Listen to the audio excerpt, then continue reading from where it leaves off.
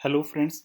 आज के सेशन में हम जो अभी रिसेंट एक एडवांस रूलिंग आई है डायरेक्टर रेमुनरेशन को लेके, जिसमें कहा गया है कि अगर हम डायरेक्टर रेमुनरेशन पे कर रहे हैं तो हमें आरसीएम में जीएसटी जमा करना पड़ेगा।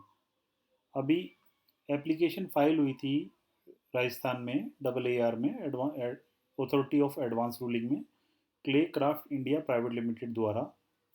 और अथॉरिटी ने क्या कहा है कि जो कंपनी है, कंपनी डायरेक्टर रेमुनरेशन पे कर रही है और as per the provision of the GST company को आरसीएम में जीएसटी जमा कराना पड़ेगा। तो अब इस रूलिंग को हम एनालाइज करते हैं कि इस रूलिंग का क्या इफ़ेक्ट है, कैसे अदर्स बिजनेस को ये अफेक्ट कर रही है या नहीं कर रही है, तो उसको डिस्कशन करते हैं। अब सबसे पहले समझने की ज़रूरत है कि it is the fact that notification 13/2017 dated 28 June 2017 provides that in the case of services supplied by director of the company or a body corporate to that company or body corporate, GST is payable under reverse charge by the company or body corporate. अब ये वाला जो notification है ये कहता है कि अगर डायरेक्टर कोई बॉडी कॉरपोरेट को या कंपनी को कोई सर्विसेज सप्लाई कर रहा है तो उस पर जीएसटी जमा कराना पड़ेगा और रिवर्स चार्ज में जमा कराना पड़ेगा। अब इस प्रोविज़न में कहीं पे भी डायरेक्टर जो हैं, कई तरह के डायरेक्टर हो सकते हैं। इंडिपेंडेंट डायरेक्टर है, एम्प्लॉय डायरेक्टर है, एग्जीक्यूटिव है, नॉन एग्जीक्यूटिव हैं। तो कहीं पे कोई इस तरह का डिफरेंशिएशन नहीं दिया गया है। तो इस नोटिफिकेशन के अकॉर्डिंग जो भी डायरेक्टर कंपनी को कोई सर्विसेज दे रहा है तो वो कंपनी को अपना आरसीएम में जीएसटी जमा कराना पड़ेगा। अब सबसे पहले समझते हैं कि क्या सब सर्विसेज दे रहा है, क्या वो सर्विसेज सप्लाई कर रहा है। तो उससे समझने के लिए हमें सप्लाई की डेफिनेशन को डिटेल में समझना होगा।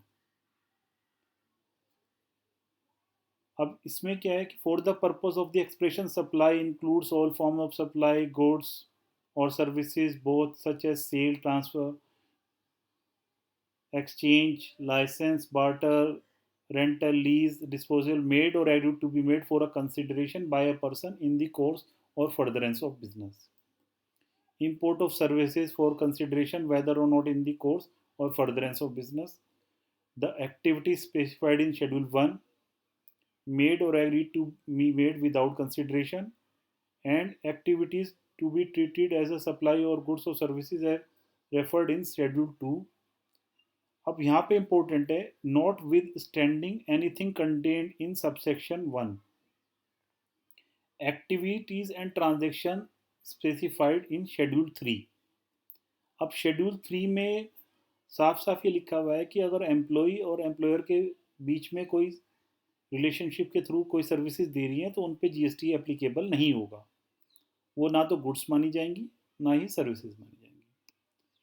तो सप्लाई के इस जो सेक्शन में और शेड्यूल 3 में जाते हैं, एम्प्लॉयर एम्प्लॉई रिलेशनशिप के बीच में अगर कोई सर्विसेज या गुड सप्लाई हो रहे हैं तो वो उन पे जीएसटी एप्लीकेबल नहीं होगा।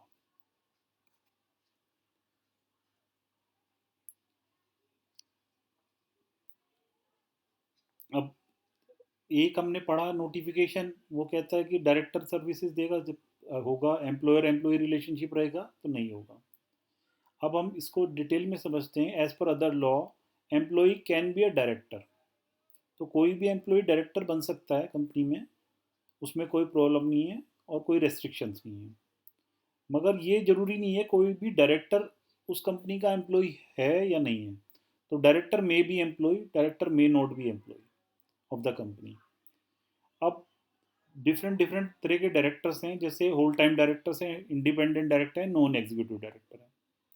अब हमारा ये मानना है कि जो होल टाइम डायरेक्टर्स हैं और एज ए एम्प्लॉय कंपनी में काम कर रहे हैं तो वो उनके बीच में एक एम्प्लॉय और एम्प्लॉयर रिलेशनशिप आ जाता है और वो शेड्यूल 3 का बेनिफिट लेकर उन पे जीएसटी के प्रोविजंस एप्लीकेबल नहीं होंगे। मगर अगर वो एज ए इंडिपेंडेंट डायरेक्टर या नॉन एग्जीक्यूटिव डायरेक्टर कर रहे हैं, they are not a employee of the company, तो वहाँ पे जीएसटी के प्रोविजंस एप्लीकेबल होंगे। अब जैसे इनकम टैक्स में है, इनकम टैक्स में क्या होता है कि टीडीएस हमें डिडक्ट करना होता है। अगर एम्प्लॉई हम मानते हैं तो हम सेक्शन 192 में टीडीएस डिडक्ट करते हैं। अगर हम एम्प्लॉई नहीं मानते हैं तो हम सेक्शन 194 जे में डिडक्ट करते हैं एज ए प्रोफेशनल टीडीएस। तो हमें ये भी देखना पड़ेगा कि जिस डायरेक्टर का हम टीडीएस डिडक्ट कर रहे हैं वो कौन से सेक्शन में डिडक्ट कर रहे हैं। वो सेक्शन 192 में डिडक्ट हो रहा है या 194 जे में डिडक्ट हो रहा है। तो अगर वो 192 में डिडक्ट हो रहा है तो वो हम हमारे केस और भी ज़्यादा स्ट्रॉन्ग होता है कि हम उसको पहले एम्प्लॉय मान रहे हैं, वो एम्प्लॉय हमारा एज ए एम्प्लॉय डायरेक्टर है, और साथ में हम उसका जो टीडीएस है वो भी सेक्शन 192 में डिडक्ट कर रहे हैं और फॉर्म 16 वगैरह दे रहे हैं। अगर 194 जे में डिडक्ट कर रहे हैं तो हम उसको एम्प्लॉय कंसिडर नहीं कर रहे हैं और एज ए प्रोफेशनल कंसिडर कर रहे हैं, तो उस पर जीएसटी के प्रोविजंस एप्लीकेबल हो जाएंगे आरसीएम में।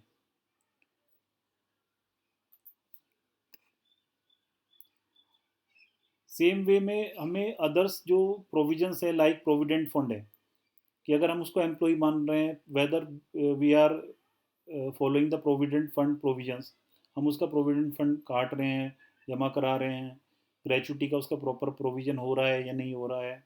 तो इस तरह के जो अदर लॉज हैं विद रिगार्ड टू एम्प्लॉयज़, वो अगर हम डायरेक्टर्स को लेके भी फॉलो कर रहे हैं तो हमारा ये एक स्ट्रॉन्ग केस होता है कि ये जो हमारा एम्प्लॉय डायरेक्टर है इसका हम टीडीएस भी सेक्शन 192 में काटते हैं, प्रोविडेंट फंड भी जमा कराते हैं, ग्रेचुटी का भी प्रोविज़न करते हैं, और बाकी जो अदर लॉज हैं related to employees we are following that laws also.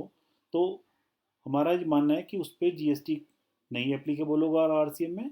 अगर ये सारी चीज़ें हम फॉलो नहीं कर रहे हैं तो जीएसटी उस पर आरसीएम में जमा होना चाहिए। अब ये देखते हैं कि एप्लीकेबिलिटी ऑफ एडवांस रूलिंग। जैसे कि आपको पता है कि एडवांस रूलिंग के केस में एप्लीकेबिलिटी केवल उसी कंपनी की होती है जिसने एडवांस रूलिंग के लिए अप्लाई किया था। तो जैसे clay craft India private limited ने अप्लाई किया और एल्कॉन कंसल्टिंग ने अप्लाई किया, तो केवल एडवांस रूलिंग का जो भी डिसीजन आता है वो इन्हीं के लिए आता है और इनको वो मैंडेटरी फॉलो करना पड़ता है। बाकी टैक्स पेयर बाउंड नहीं है कि एडवांस रूलिंग का जो डिसीजन है वो फॉलो करें, मगर वो अपनी मर्जी से, अगर वो लिटिगेशन से बचना चाहते हैं, कोई आगे का कोई कंप्लाइंस इशू ना हो, वो बचना चाहते हैं, तो वो आरसीएम में जीएसटी जमा करें और जो भी अगर वो इनपुट टैक्स क्रेडिट की एलिजिबिलिटी है तो वो हम ले सकते हैं उसमें। मगर एडवांस रूलिंग केवल उसी कंपनी को एप्लीकेबल होती है जिसने वो अप्लाई किया था। अब जैसा कि ये एडवांस रूलिंग आई है और इसकी एप्लीकेबिलिटी जीएसटी को लेके आई है, तो बहुत सारी कंपनीज़ हैं जिनमें इस तरह के आगे चल के लिटिगेशंस आएंगे, जहाँ पे consideration paid to employee director is not free from litigation, and we will see various similar और contradictory judgement in new future. तो हमें लिटिगेशन से बचने के लिए अगर हम आरसीएम नहीं जमा करा रहे हैं तो हमें एटलीस्ट ये सारे चीज़ें फॉलो कर लेनी चाहिए, जिससे कि हमारा केस स्ट्रॉन्ग रहे और हम अथॉरिटी को समझाने में कामयाब हो पाएँ कि ये जो हमारे पास डायरेक्टर हैं ये एज ए एम्प्लॉय डायरेक्टर हैं, इनका सेक्शन 192 में हम इनकम टैक्स डिडक्ट करते हैं, टीडीएस पीएफ का प्रोविजंस फॉलो होते हैं, ग्रेचुटी फॉलो होते हैं, they are whole time director like any other employee, they have to report properly, they are not working some any other company। ये सब चीज़ें हमें देखनी पड़ेंगी। आरओसी के फॉर्म्स वगैरह भी देखने पड़ेंगे कि आरओसी के फॉर्म फाइल करते हुए हमने उनको क्या एग्जीक्यूटिव डायरेक्टर फाइल किया है या नॉन एग्जीक्यूटिव डायरेक्टर फाइल किया। तो ये सारी चीज़ें सपोर्टिंग हमें आगे जाके हेल्प करने वाली हैं लिटिगेशन के टाइम पे। Thank you so much friends.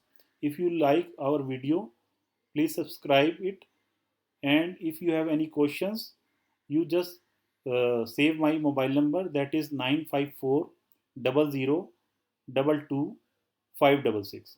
Thank you so much.